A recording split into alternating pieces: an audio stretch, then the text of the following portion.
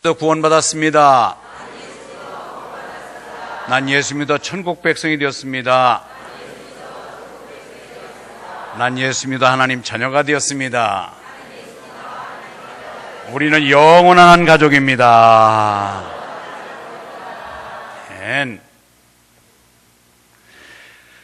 우리가 흔히 말할 때 모성애가 강하다 얘기하는데 부성애도 모성애 못지않게 강한 것입니다.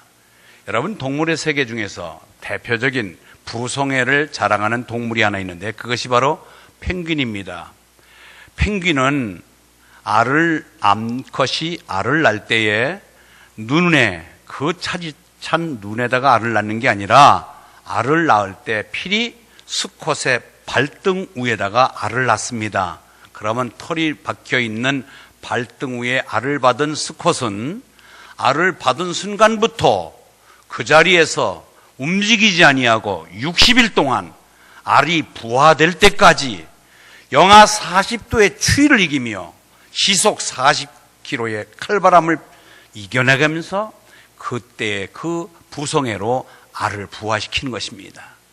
자, 알이 깨고 나서부터도 이 털이 송송 날 때까지 그를 품고 있다가 드디어 암컷에게 이제 그 새끼를 인계한 후에 곧바로 먹이를 찾아 나서서 먹이를 잔뜩 물고 와서 반추 다시 토하내서 그 새끼들에게 먹이를 제공하면서 새끼를 키우는 아주 뜨거운 부성애를 자랑하는 것이 남극의 신사, 북극의 신사, 즉 이 펭귄이라고 하는 것입니다.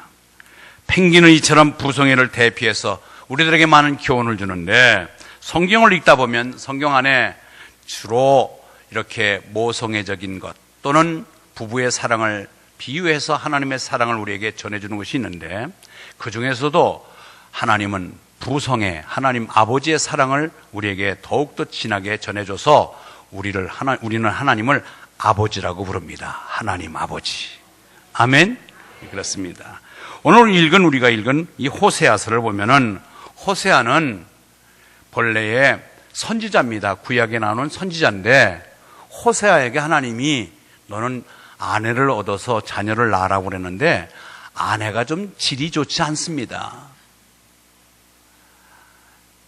이남 일녀를 낳고도 맨 위에 아들 낳고 두 번째 딸 낳고 아들을 낳는 이 세 명의 아들을 낳았음에도 불구하고 자꾸 집을 가출해서 또 다른 남자를 찾아다니는 것이 이 고멜이라고 하는 호세의 아내입니다.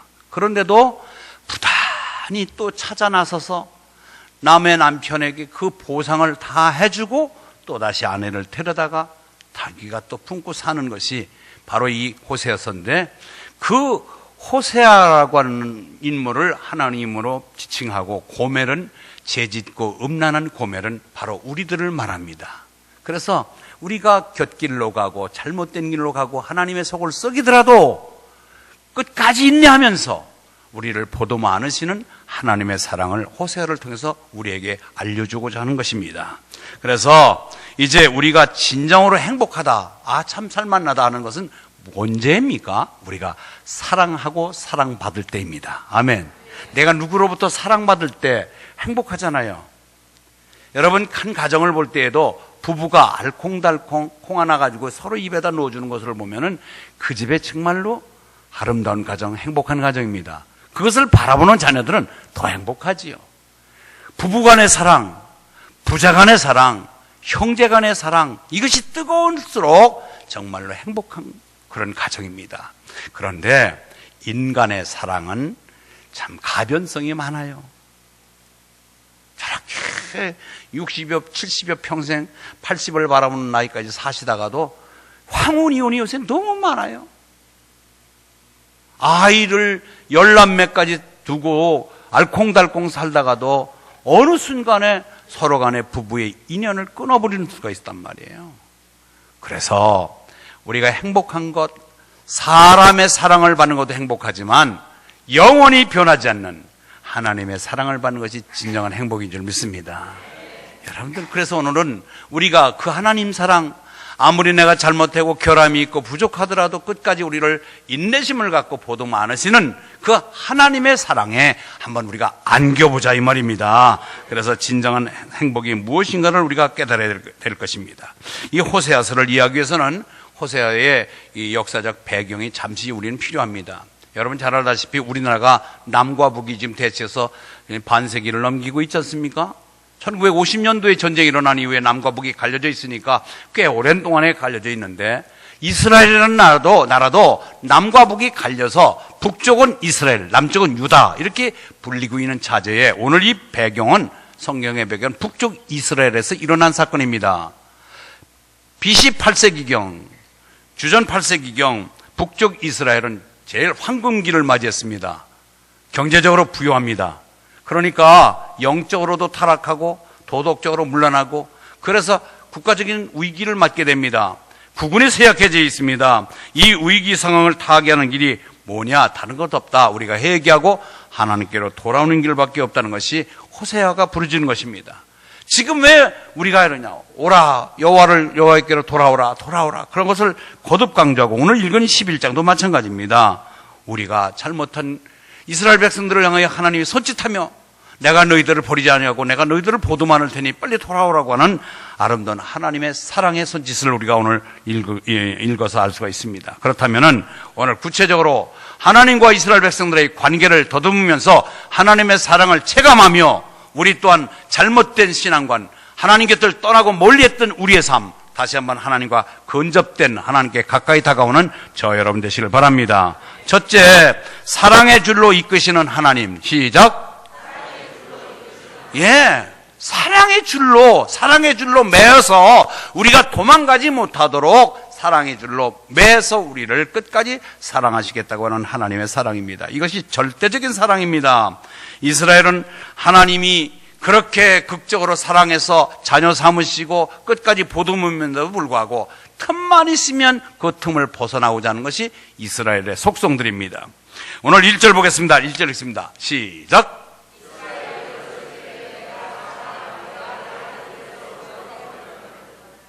왜 제가 읽으라고 하냐면요, 성경을 잘 따라 읽어서 순종하는 분들은 절대로 치매가 안 옵니다.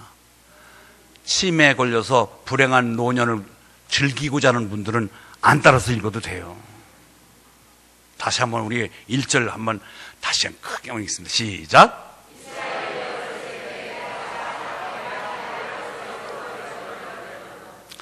이스라엘이 어렸을 때에, 여러분이 철부지들, 우리 애들 키울 때에 금방 새 옷 입히면 금방 가서 그냥 막 엉망진창으로 오잖아요.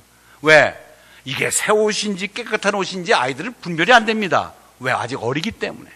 그런데 이스라엘이 영적으로 어렸습니다. 그 영적으로 어리다는 얘기는 이스라엘이 어떻게 태동됐습니까?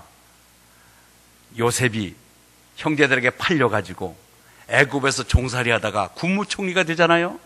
그때에 이미 다 하나님이 각본 속에 이루어진 일이지만은 국무총리가 된 후에 형제들 다, 아버지 다 모셔서 약 75명 정도가 애굽에 이주해서 고센 땅에서 430년 동안 사는 동안에 200만 명 이상으로 큰 민족으로 불어납니다. 그때 야곱의 12아들을 기준으로 해서 거기 요셉의 2아들을 포함하여 이 12지파를 만들어서 이스라엘이라고 하는 나라가 처음으로 태동하게 된 것입니다. 그래서 나라는 형성됐지만 아직까지도 조직화되지 못하고 나라에 힘이 없을 때에, 그때에 애굽에서 종살이하고 있는 이스라엘을 그 애굽의 강한 바로의 손길에서 건져서 독립적인 나라, 약속된 땅으로 들여보낸 하나님의 큰 사랑이 있었습니다. 그래서 오늘 1절 보니까 이스라엘이 어렸을 때, 너희들이 금방 태동하고 나라의 모양을 갖췄을 때 내가 내 아들, 그 이스라엘을 아들로 삼은 것입니다. 여러분, 아버지가 아들을 사랑하는 부성 얼마나 멋있어요. 아버지가 입히고 배움을 가르쳐주고 모든 뒷바라지를 해주는 아버지. 그래서 하나님은 아버지고 갓 태어난 이스라엘을 아들로 삼아서 애굽에서 불러냈거늘, 그렇게 어린 것, 철없는 것, 그런 아들을 불러냈는데 그럼에도 불구하고 내 아들아 하고 아들로 삼아준 것, 이것은 너희들이 똑똑해서가 아니라, 잘나서가 아니라, 순종자라서가 아니라, 너희들 보지 아니하고 어떤 것인지 내가 기준을 삼지 아니하고 내가 무조건 너희들을 사랑해서 자녀 삼은 것이다. 이것은 저와 여러분도 동일합니다. 하나님이 지금 70억 인구 중에서 너는 내 것이다, 하나님의 자녀로 만든 것이 우리가 시험 봐서 됐습니까? 얼굴, 인물 본위로 뽑았나요? 재산 본위로 뽑았나요? 많이 배운 대로 뽑았나요? 아니잖아요. 이 자리에 계신 여러분들 우리가 다 보면은 가진 소유, 배움, 지역, 다 특성, 성품 다 틀리는데도 하나님은 무작위로 우리를 불러서 하나님의 자녀로, 내 아들로 삼으신 하나님의 사랑을 잊지 않기를 바랍니다. 그래서 우리를 항상 하나님의 사랑으로 이끄시는 것을 로마서 5장 6절 8절에 보니까 이렇게 얘기합니다. 읽습니다. 시작.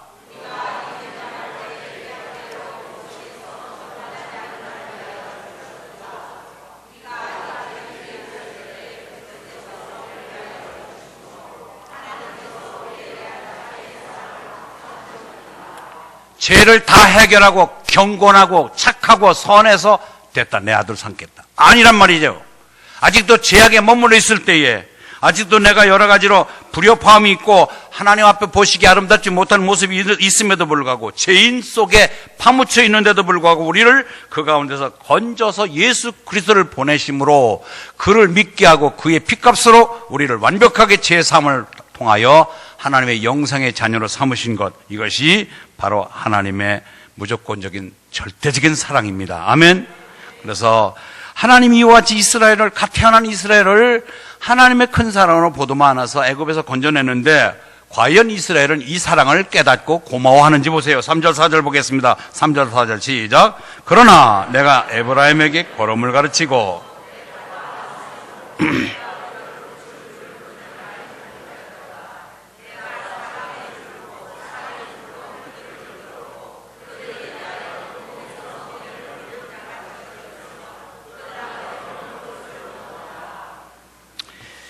여러분, 우리가 자녀 키울 때에 100일쯤 지나면 애가 일어서서 한 발짝 두 발짝 하다 푹 자빠지면은 그놈을 손을 잡고 걸음마 하고서 걸음마를 시키면서 다리에 힘을 돋구는 것 우리 다 경험해 봤잖아요.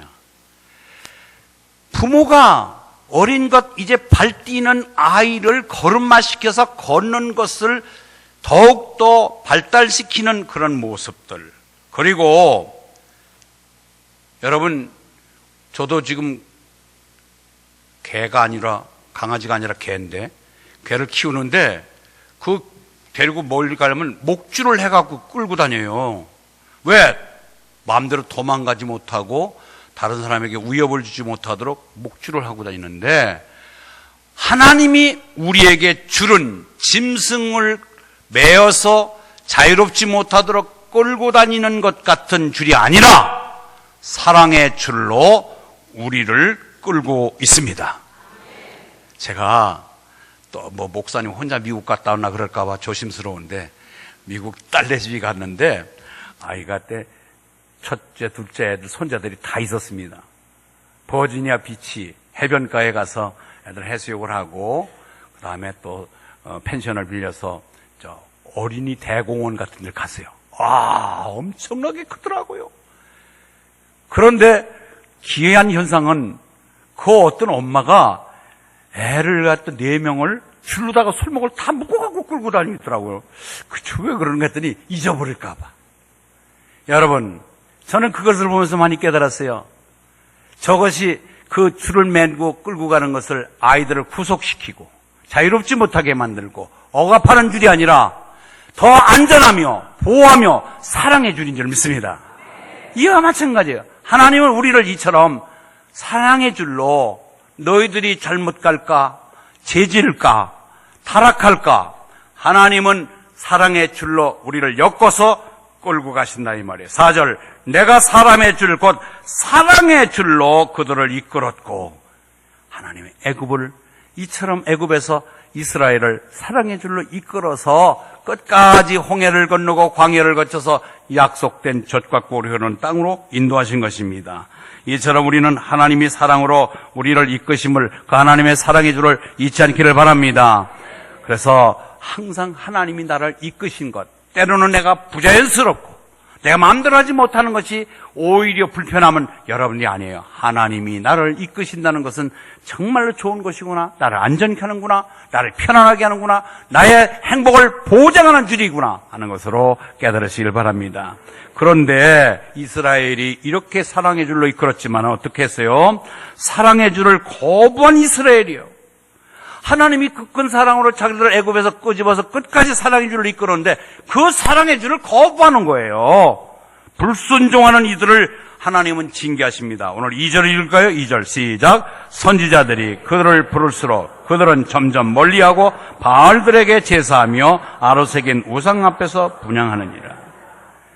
우리 인간은요, 아담의 후예이기 때문에 아담 하와가 선악과를 먹지 말라고 한 것에 대한 불순종으로 인해서 우리 속에는 죄성이 있기 때문에 하지 마라 할 때 하라는 것은 안 하고 하지 말라는 것은 곧잘 합니다. 이것이 우리예요, 우리.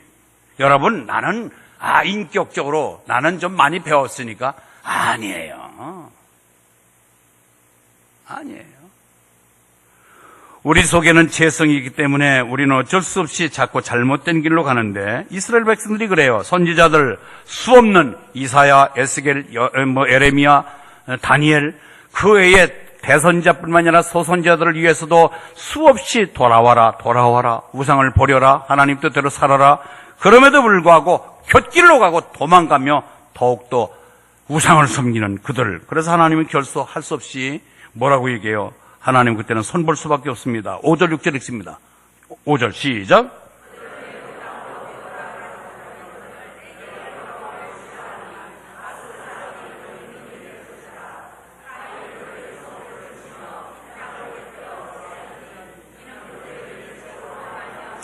아멘.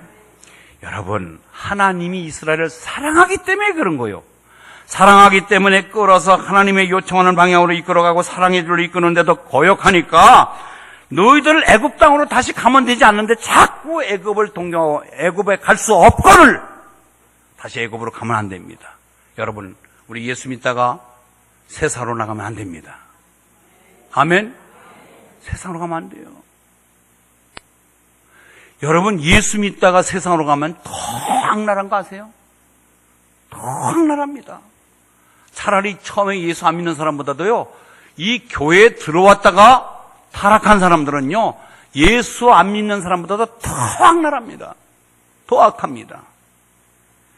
그래서 이처럼 그들을 내가 애굽으로 갈 수 없거늘 자꾸 애굽을 동경하고요, 하나님의 말씀대로 선지자를 통해서 돌아오려는데도 거역한 이들을 아수라는 나라를 몽둥이를 삼아서 아수르에게 포로가 되어서 아수르에게 짓밟히도록 만들었어요. 그러니까 그들이 쳐들어와서 칼로 그들의 성읍들을 치며 빗장을 깨뜨리며, 그래서 왜 그러냐? 그들의 스스로 자업자득 계책으로 말미암은 그들이 머리 쓰고 내 마음대로 살아보려고 계략을 꾸미는 자기 함정에 빠지게 만들었다 이 말이에요. 그렇기 때문에 우리는 끝까지 하나님의 돌보심을 거역하지 아니하고 순종하는 저와 여러분 되시길 바랍니다. 거역하면은요, 하나님이 할 수 없이 이때는 정신 차리도록 매질을 한다 이 말이에요. 그래서 이스라엘을 그렇게 거룩말을 가르치며 사랑의 줄로 이끌었고 애굽에서 건져서 하나님의 사랑으로 그들을 돌보아줬는데도 그 사랑을 애면하니까 BC 722년 몇 년? 자면서도 대답은 잘하대. BC 722년에 아수르에게 포로가 되게 하잖아요. 포로가 돼요. 그런데 하나님의 마음은요, 잘못해서 징계는 내렸지만은 하나님은 늘 그것을 아파해요. 우리가 자녀들 좀 뭔가 말을 썽지길 때에 매질을 했지만 마음이 후련한 사람 어디 있어요? 한편 때리고도 마음이 좀 괜찮아요. 그렇듯이 하나님이 그런 마음입니다. 그래서 다시 한번 사랑의 줄을 다시 잡은 이스라엘입니다. 첫 번째는 사랑의 줄로 이끄시는 하나님, 두 번째는 사랑의 줄을 거부하는 이스라엘, 세 번째는 사랑의 줄을 다시 잡은 이스라엘입니다. 사랑의 줄을 다시 잡은 이스라엘. 아하, 내가 저건 내치지 말고 내가 비록 잘못했지만 다시 한번 저들을 추스려서 자녀로 삼아야 되겠다 하는 것이 하나님의 마음입니다. 그들은 포로가 된 후에 통곡하며 회개하며 그 과정을 뉘우치고 있습니다. 그때 하나님은 절대적인 사랑, 그리고 놓치지 않는, 포기하지 않는 사랑으로 다시 접근해 오십니다. 그것이 8절입니다. 하나님의 사랑 읽어볼까요? 8절 시작.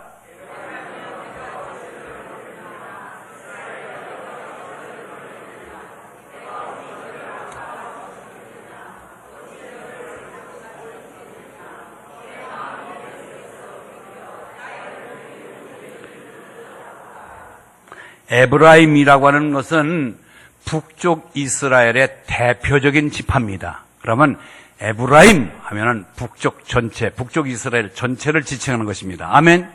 그래서 말썽지기고 내 뜻을 따르지 않는, 그래서 내가 아수르에게 팔아버린 북쪽 이스라엘 너희들이요, 내가 어찌 너를 놓겠느냐? 내가 그렇게 하고 내 마음이 편하겠느냐? 이스라엘이여, 내가 어찌 너를 버리겠느냐? 내가 어찌 너를 아드마 스보임 같이 두겠느냐? 아드마 스보임은 소돔 고모라 성 근처에 있는, 소돔 고모라가 멸망할 때 함께 멸망당한 장소입니다. 근처에다가 이건 애매한 참 피해를 본 지역이 이게 아드마 스보임인데, 너희들 아드마 스보임처럼 소돔 고모라가 멸망할 때 함께 멸망한 그런 것 같이 싸잡아서 너희들을 다 버리지 않겠다. 다시 내가 너희들을 불러주겠다 하는 뜻으로 긍휼을 베푸시는 하나님의 손길을 여기서 우리가 알 수가 있습니다. 아멘. 그렇습니다. 우리는 하나님의 진노를 거두시고 용서하시는 자비로우신 하나님을 알아야 됩니다. 그래서 나는 사람이 아니라 하나님이다 라고 말씀하신 것입니다. 하나님이 말씀하십니다. 나는 사람이 아니라 하나님이다. 그래서 내가 너희들을 끝까지 사랑할 것이다. 오늘 10절 11절 다시 읽습니다. 10절 11절 시작. 그들은 사자처럼 소리를 내시는 여호와를 따를 것이라. 여호와께서 소리를 내시면 자손들이 서쪽에서부터 떨며오되 그들은 애굽에서부터 새같이 아수르에서부터 비둘기같이 떨며오리니 내가 그들을 그들의 집에 머물게 하리라. 나 여호와의 말이니라. 밀림의 왕자 사자가 저 아프리카 밀림에서 아흥 하면 그냥 천지가 진동하잖아요. 그와 마찬가지로 하나님이 사자가 포효하는 목소리같이 큰 소리로 사로잡혀서 아수르에게 고통받는 이스라엘 백성들을, 죄지은 이스라엘 백성들을 향하여 돌아와라! 내가 아드마 스보임같이 놓겠느냐? 버려두겠느냐? 에브라임아, 내가 너희들을 다시 끌어안겠다 하고 소리치면은 그때 아이고 잘못했습니다 하고 애굽에서 아수르에서 새같이 비둘기같이 떨며오리라. 여기 떨며온다는 것은 하나님, 아이고 이제 경외스러운 하나님, 우리를 사랑하시며 높으신 하나님을 알겠습니다 하고 떨며온다는 것은 경외하는 하나님, 그 다음에 비둘기와 새같이 온다는 것은 신속하게 온다는 거예요.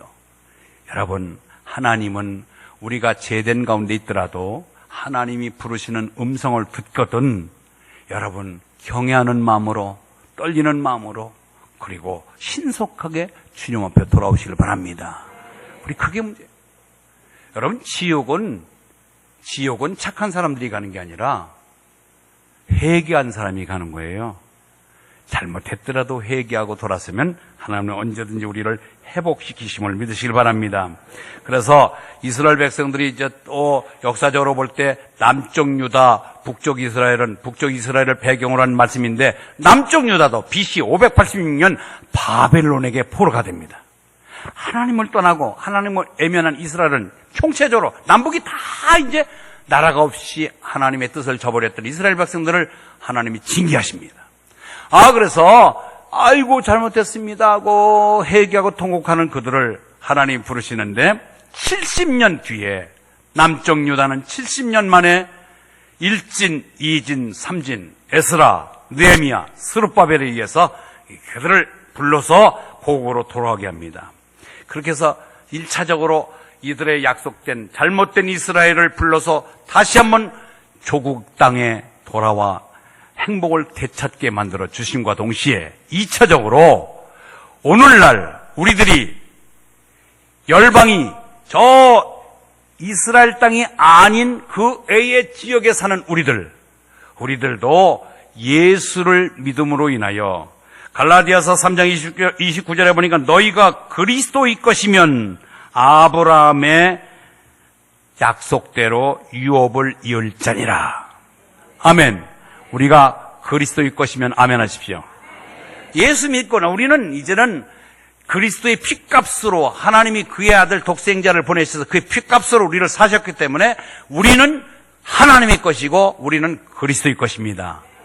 우리가 그리스도의 것이면 아브라함의 후손이고 약속대로 하나님이 아브라함에게 약속된 거부가 되도록 그의 유업을 우리에게 이어줄 자임을 믿으시기 바랍니다. 그렇습니다. 그래서 오늘날 대한민국에 살지만 일본에 살지만 중국에 살지만 아시아 아프리카 5대양 6대주의 모든 사람들 모두가 예수의 것이면 우리가 오늘날 다시 한번 하나님이 어떤 죄를 졌더라도 하나님이 자녀로 불러서 동일하게 이스라엘 백성들처럼 약속대로 유업을 이을 자로 삼아주신 것을 감사하시기 바랍니다.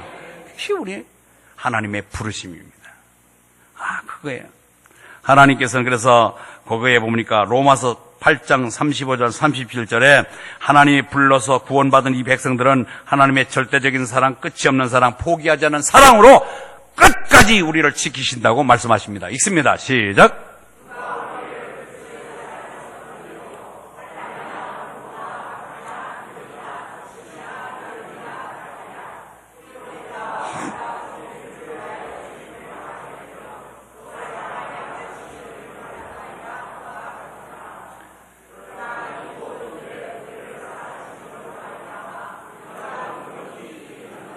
아멘. 여러분, 우리 하나님의 사랑, 예수님의 사랑에서 우리를 끊을 자가 없습니다. 사단이 아무리 우리를 액책해도 우리를 데려가지 못하도록 하나님께서 그 사랑을 끝까지 지키신다 이 말이에요. 그런데 여러분, 자식이 속 썩인다고 저놈 내 호적에서 파버려야 되겠어. 그렇게 분노는 해도 또다시 아버지 잘못했어요 하고 오면은 또 그거 받아서 한 모퉁이 띄워주는 게 아버지의 마음 아니에요? 똑같습니다. 하나님의 마음, 하나님은 어떤 죄를 졌더라도 회개하고 돌아오는 자녀를 보도만 하시고 하나님은 그 사랑에서 끊어내지 않는다 이 말이에요. 그렇지, 우리 부모님도 우리 자녀를 끊어지 않도록 끝까지 책임지시는 그 사랑을 우리가 잊지 않고 이제는 그 사랑 때문에, 하나님의 사랑 때문에 우리는 좀 더 현재가 힘들고 어려워도 잠시 참을 가치가 있고요, 하나님 우리에게 넉넉히 이기게 하신다고 하니까 결코 비참하지 않고 다시 한번 보도만 안고 부둥켜 안고 하나님을 정말 품에 안겨서 다시 일어나는 저와 여러분 되시길 바랍니다. 그렇습니다. 하나님은 약속하셨습니다. 우리에게 힘들고 어렵지? 내게 와라. 내가 너희를 쉬게 하리라. 마태복음 11장 28절 30절을 보니까 같이 읽습니다. 수고하고 무거운 짐, 시작! 수고하고 무거운 짐진 자들아 다 내게로 오라. 내가 너희를 쉬게 하리라. 나는 마음이 온유하고 겸손하니 나의 멍에를 메고 내게 배우라. 그리하면 너의 마음이 쉼을 얻으리니 이는 내 멍에는 쉽고 내 짐은 가벼움이니라. 4절에 사랑의 줄로 우리를 엮어서 끝까지 끌고 가시는데 때로는 우리에게 무거운 짐이 있어서 끙끙거릴 때에 여러분들 짐을 손으로 쥐고 이렇게 들고 가는 것보다는 지게에다가 지면은 쉽고요, 지게보다는 마차에 싣고 가면 더 편합니다. 아멘. 근데요, 말 못하는 미물인 소도 쟁기를 잘 끌고 무거운 마차를 끌 수 있는 생명은 뭐냐면 멍에예요. 멍에가 편해야 돼요. 여러분, 여기 시골에서 농사 접은 분들 알지만은 멍에가 불편하면 소가 아파가지고 소가 일을 못해요. 그런데 예수님이 직업이 뭐예요? 목수예요, 목수. 그래서 예수님이 그 중에서 제일 잘 만든 것이 멍에래요, 멍에. 멍에를 그렇게 소에 맞도록, 소가 안 아프도록 멍에를 잘 만들어서 그것을 보시고, 아하, 소도 멍에가 좋으니까 편하게 짐을 잘 치는구나. 너희들 어떤 무거운 짐이 있더라도 내 멍에는 쉽고 편하니라. 내가 너희들을 인도할 때, 나를 따를 때, 나를 붙잡고 일어설 때 너희들이 무거운 짐 결코 눌리지 아니하고 그 짐을 지고 일어나리라. 짐을 끌고 같이 앞으로 전진해 나갈 수 있으리라. 그러면서 수고하고 무거운 짐진 자라 다 내게 오라. 왜요? 그 사랑에 끊을 수 없는 하나님의 사랑으로 우리를 이끄시기 때문에 그렇습니다. 아멘. 그렇습니다. 이제는 우리가 예수를 믿을 때 어떤 사람들 그래요. 야, 너무 빠지지 마라잉. 교회 다니는 건 좋은데 너무 빠지지 마라잉. 그런 말하는 사람들 회개 많이 해야 돼요. 근데 지금도 그런 소리를 듣는 사람들이 있어요. 야, 너 교회가 이렇게 깊이 빠져 있어. 여러분, 우리가 사랑의 줄에 얽매인 것은 우리를 구속하는 것이 아니라 앞서도 말했지만 하나님의 보호요, 하나님의 사랑이요, 하나님의 축복임을 믿으시길 바랍니다. 여러분, 연애 우화를 하세요. 연. 여기 연 날려보신 분 많이 계실 줄 믿어요. 손 들어보라면 아마 90%는 연을 한번 날려봤을 거예요. 근데 연은요, 연의 높이는 연줄만큼 올라갑니다. 아멘. 연줄이 1km면은요, 1000m면은 1000m까지만 연이 달려 있어요. 그러니까 연이 나는 2000m 올라갈 수 있는데 왜 나를 줄에다가 매가지고 나를 못 올라가? 나를 왜 못 올라가도록 나를 묶어놨어? 연줄 좀 끌어주면은 내가 2000m 올라갈 텐데. 바보같이 여러분, 연이 연노릇을 하고 저 공중에서 나풀거리며 올라갈 수 있는 것은 연의 생명은 연줄입니다. 그 연줄이 귀찮다고 끊어달라고 하면은요, 연은 결단하고 망가지는 거예요. 연이 어떻게 하다가 줄이 끊어졌어요. 그러니까 당분간은 쫙 날아가니까 이야, 자유롭다. 이제는 내가 연줄로부터 해방됐다. 어짱 걸려 나무에 착 걸려버리고 땅바닥에 내동댕이 쳐버리잖아요. 연은 끝난 거예요. 연의 생명은 끝난 거예요. 연은 연줄에서 끊어져 나가는 순간에 연의 생명은 끊어진 것입니다. 뭐예요? 우리가 하나님의 사랑의 줄이 귀찮다, 억압된다, 구속한다. 그래서 하나님의 사랑의 사랑의 줄을 끊어달라고 하면은요, 처음에는 좀 자유한 것 같아요. 그러나 어디 크고요, 여러분의 영혼은 완전히 죽어버리는 겁니다.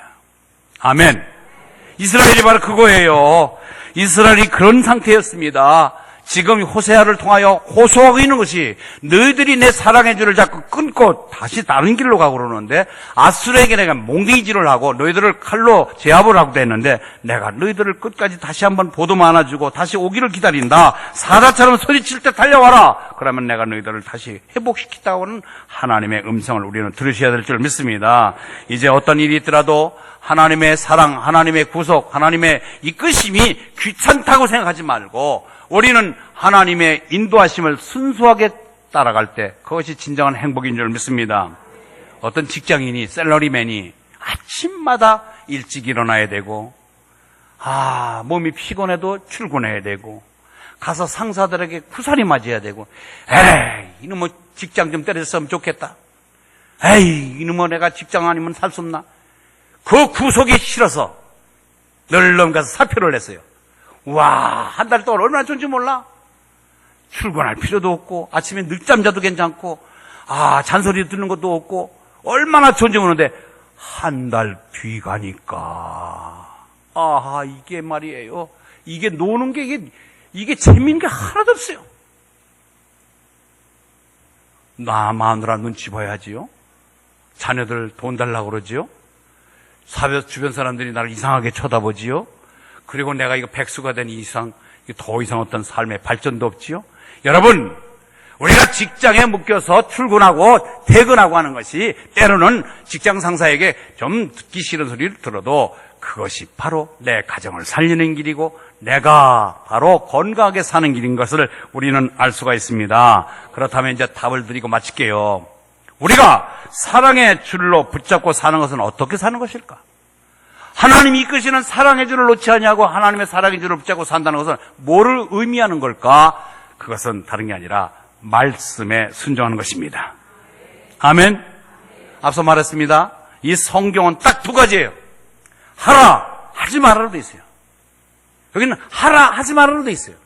그런데 하라는 것은 하지 않고 하지 말라는 것은 하는 것이 우리가 아담 하와의 후손이기 때문에 우리 속에 죄성이 있어서 그래요. 그런데 이제는 그거 잘 알다시피 우리의 믿음의 조상 아담 하와가 보암직하고 먹음직하고 탐스러운 선악과를 먹지 말라 먹는 날에는 반드시 죽으리라. 그런데도 그를 먹음으로 인하여 인류 비극이 탄생하는 원죄를 짓고 말잖아요. 그렇기 때문에 우리들은 이제 하나님 말씀을 거역하고 싶은 마음이 들지만 시편 1편 복 있는 자는 악인의 길을 쫓지 않으며 죄인의 길에 서지 않으며 오만한 자리에 앉지 아니하는 것, 즉 죄악을 물리칠 수 있는 것은 뭐냐? 여호와의 말씀을 취하러 묵상하는 것입니다.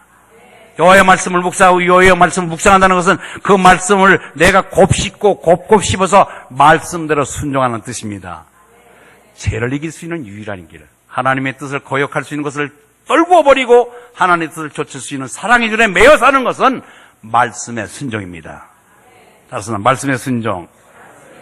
요한일서 5장 3절 이런 말씀이 있습니다. 읽습니다. 시작. 하나님을 사랑하는 것은 이것이니 우리가 그의 계명을 지키는 것이라. 그의 계명들은 무거운 것이 아니로다.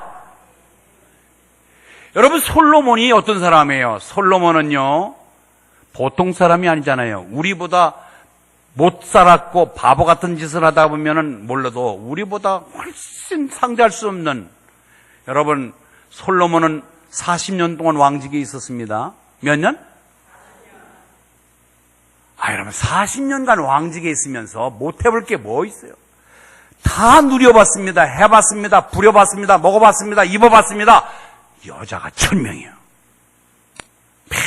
매일같이 새 여자를 바꿔도 3년에 한 번씩 만나니까 니 나하고 한번 만난 적이 있냐 없냐? 기억이 없는 정도로 매일같이 여자를 바꿔봤는데도 그런 사람이 마지막 노년에 황혼역에 죽을 직전에 쓴 전도서라고 하는 책 말미에 이런 얘기가 있습니다. 전도서 12장 13절 일의 결국을 다 들었으니 하나님을 경외하고 그 명령을 지킬지어다. 이것이 모든 사람의 본분이니라. 할렐루야. 읽습니다. 시작. 시작.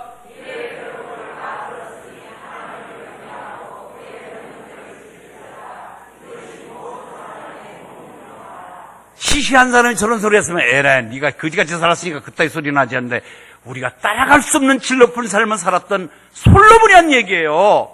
여러분 다 불필요합니다. 다 쓸데없는 일이에요. 우리가 하나님을 잘 섬기고 하나님을 높이면서 그 말씀을 지키는 것이 인간의 본분입니다. 할렐루야. 요번에 비극적인 기사를 읽은 적이 있잖아요. 포천의 어느 빌라에 아이가 칭얼칭얼하고 울어서 동네 사람들이 신고를 한 거예요. 저 집에 왜 애가 저렇게 밤낮으로 우는지 모르겠습니다. 그래서 문을 열고 가봤더니 어린아이 8살짜리 아이가 혼자서 방에서 텔레비전을 켜놓고 있는데 바싹 말라가지고 언제 밥을 먹었는지 알 수 없는 아이가 혼자 있는데, 옥상에 올라가 보니까 큰 고무다라이 안에 시신이 2개가 들어있는 거예요. 하나는 자기 남편, 하나는 내연의 남편. 엄마는 도망가 버렸어요. 그래서 핸드폰에 늘 그 여자가 제일 많이 통화 내역자를 찾아가 보니까 그 사람도 스리랑카 사람이야. 그래서 그걸 수소문하고 타고 쳐갖고 숨어있는 은신처를 덮쳐서 체포했습니다. 그러니까 이 여자는 그냥 지금 남편도 죽고 거기에 또 죽은 사람도 외국인이고 지금 애인이 스리랑카 사람이고 아이 아버지도 또 외국인이야. 그러니까 남자가 한두 명이 아니에요 도대체. 여러분 아무리 인생이 즐겁다 하더라도요, 하나님을 떠난 인생들은 나중에 다 비참합니다. 다 비참해요. 제가 지난번 새벽기도 때 말씀드렸습니다. 여러분 나라고 하는 이 현상 그럴듯하지요? 다 가짜예요. 여러분 건강 언제까지 건강해요? 저요 초등학교 1학년 때부터 8km를 뛰어다닌 사람이에요. 달리기에 대해서는 달인이라고 할 수 있을 정도로 제가 장거리 중장거리 잘 뛰었고, 건강이면 전 병원에 가본 적이 별로 없습니다. 그런데 기둥이 절단나니까요 맥을 못 쓰겠습니다. 건강 자랑하지 마세요. 내 것 아니에요. 건강도 어느 순간에 다 여기 안경 끼신 분들 언제 날 때부터 안경 끼고 나왔어요? 언제 지팡이 짚습니까? 언제 무릎 하기 싫어졌어요? 여러분, 건강도 내 거 아니에요. 한순간에 없어집니다. 여러분, 재능? 그렇게 명석하고 졌던 머리? 여러분, 수술을 잘해서 명의라고 칭송받던 사람도요, 어느 순간에 이게 손이 뚫려서 수술을 못해요. 제주도 가는 거예요. 아멘. 건강? 여러분, 또 돈? 여러분, 그렇게 자신하고 정말, 그런데 돈도 부도나기도 하고요, 보증서서 띄기도 해서 저 단칸방으로 가는 사람도 있고요, 아니면은 돈을 수백억 쌓아놓고도 언젠간 그 돈을 한 번도 써보지 못할 어느 순간이 올 때 나하고는 돈하고 무관할 때가 있습니다. 그러니까 나의 존재는 영원히 변하지 않고 내 속에 진짜 보기로 남는 것은 믿음이에요. 할렐루야. 예수입니다. 예수님. 여러분, 그 예수로 인하여 내 죄사함 받고 죄인에서 의인이 됐고 하나님의 권속이 됐고 영생을 선물로 받은 것, 예수로 인해서 가능한 것입니다. 아멘. 예수뿐입니다. 그래서 사도 바울은 나는 십자가에 자랑할 것이 없노라. 사도 바울은 자랑할 것이 대단히 많은 사람입니다. 가말리엘 문화생이요, 로마 시민권 가졌어요. 혈통적으로, 학연적으로, 지연적으로 그걸 따라올 수는 없는 사람인데, 예수 믿고 나서 예수를 아는 것이 가장 고상함이라. 난 모든 것을 배설물로 버려놓으라. 그러면서 십자가만 자랑한다고 그랬습니다. 여러분, 믿음이 뭐예요? 여러분의 믿음이 뭐예요? 믿음은 나라는 실체를 깨닫게 되고 하나님 앞에 내가 드러나게 된 나를 보면서 하나님의 말씀대로 순종하는 진짜배기, 이런 모습들이 신앙의 성숙도를 더하는 사람입니다. 아멘. 예, 우리는 사랑의 줄에, 하나님의 사랑의 줄에 매여 사는 것은 말씀에 순종하는 것입니다. 어떤 사람이, 남자가 한쪽 손가락이 없어요. 아예 한쪽 손가락이 몽땅손이에요. 몽땅 다 잘라졌어요. 그래서 그를 사연을 물어보니까 대답을 안 하려고 그러다가 억지로 어렵게 대답을 하는데, 어떻게 심심풀이로 손을 댄 것이 고스톱이었어요. 섰다 이런 화투를 만지다 보니까 이게 점점 액수가 커지고 횟수가 많아지다 보니까 그때는 가족도 안 보이고 있는 거 가재도 다 갖다 팔아버리는데, 하도 아내가 이제는 이혼하고 당신하고 못 산다고 그러니까 이제 내가 당신 앞에 결의를 보이고 약속을 한다고서 그 앞에서 손가락을 다 잘라버린 거예요. 근데 손가락 붕대로 감고도 그 다음날 또 노름판으로 가더라는 거지. 여러분, 아무리 작심해봐도 우리 인간은 별 수 없어요. 그런데 그가 왜 이런 고백을 하느냐? 그렇게 손가락을, 한쪽 손을 다 잘랐는데도 노름판으로 가던 내가 예수 만나서 살아계신 하나님을 믿고 예수에 의해서 내가 제사함 받고 의인이 되고 영생을 선물로 받고 성령 충만하다 보니까 이제는 그 끊지 못하던 노름판에서 내가 해방됐다는 얘기예요. 우리는 말씀의 순종이 나를 사랑의 줄로 매고 그것이 가장 보장되고 안정된 삶을 살아가는 것을 믿으시길 바랍니다. 두 번째는요, 우리가 사랑의 줄에 매여서 안정된 보장된 삶을 사는 것은 우리에게 주신 사명이 있습니다. 그 사명에 헌신하는 자가 사랑의 줄에 매여 사는 것입니다. 아멘. 여기 각자 은사가 있습니다. 달란트가 있습니다. 그것을 통해서 하나님 영광의 도구가 되시길 바랍니다. 사도 바울은 다메섹 도성에서 예수 만난 이후에 나에게 사명은 이방인을 복음화시키는, 내가 이방인의 사도가 되는 것이다. 그래서 세계 유럽을 3번이나 왕래하면서 이방인을 전도하는데 생명 걸고 목숨을 걸고 일생을 바친 것을 우리가 알 수가 있습니다. 이제 우리에게 맡겨진 사명이 지루하다든지 내가 사명 감당하는 것이 더욱더 힘들다든지 이런 소리 하지 말고 끝까지 내게 준 사명을 놓칠세라. 그 사명에 충성하시기를 바랍니다. 부모가 엄마가, 아내가 365일간 일어나면 밥해야 돼요. 청소해야 돼요. 빨래해야 돼요. 에라, 내가 언제 여기서 이렇게 해방되나?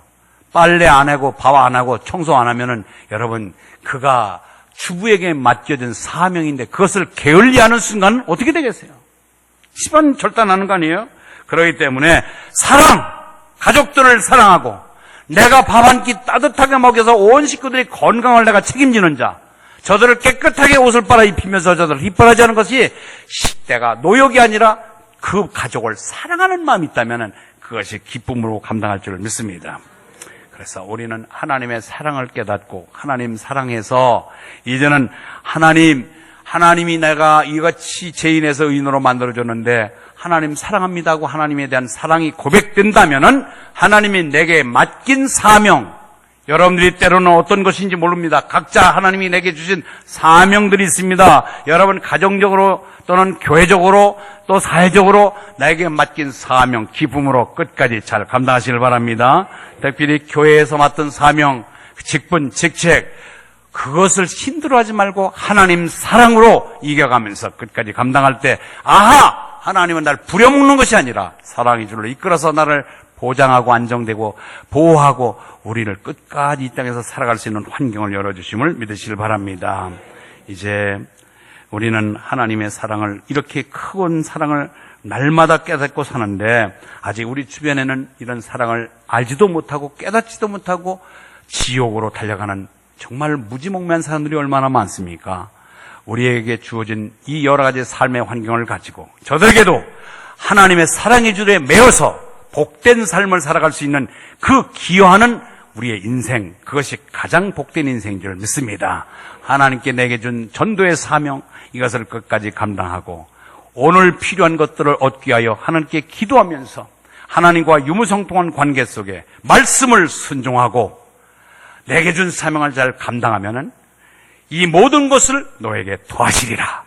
너희는 먼저 그의 나라와 그 의를 구하라. 그럼 이 모든 것을 너에게 더하시리라. 하나님은 말씀에 순종하고 사명에 헌신한 여러분들에게 이 땅에 필요한 것들, 건강, 물질, 평안, 자녀 잘됨들 허락해 주신다고 약속하셨으니 이 모든 것 하나님의 사랑의 줄을 늘 기억하면서 이 땅에서 사명을 잘 감당하여 복된 삶을 이루시기를 주의 이름으로 축원합니다. 하나님 아버지 감사합니다.